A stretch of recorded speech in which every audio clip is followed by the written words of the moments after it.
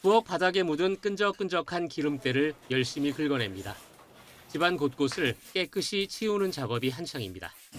이 집은 혼자 살던 노인이 숨지고 6개월이 지난 후에야 시신이 발견됐습니다.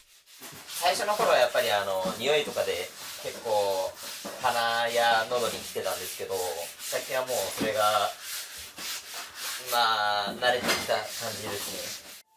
일본에선 스스로 목숨을 끊거나 혼자 외롭게 죽은 사람, 살해당한 사람이 유령이 돼 집에 머문다는 미신이 있습니다. 그래서 이런 집을 유령집이라고 부릅니다.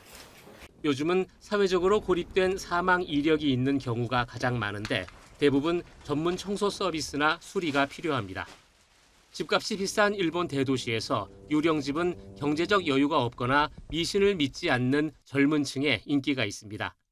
事故物件ということによって2割ぐらいお安くはなってきます。やはり投資家としては安く買えるという部分もありますし、ご自身で住むわけではないので気にしないというところで、取引されるような方がいます。 혹시라도 집에 남아있을지 모를 유령 영혼에 대한 정리 작업을 해주기도 합니다. あと温度、室温と湿度と大気圧、あとサーモグラフィーの温度を確認しながら騒音を調査することによってその部屋に何もありませんということを証明するためにそういう調査をしています。 지난해 일본의 65세 이상 노인 인구 비율은 30%에 육박합니다.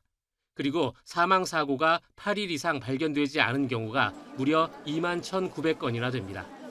고독사와 함께 유령집이 늘어나면서 일본 사회에 새로운 풍경을 만들어내고 있습니다.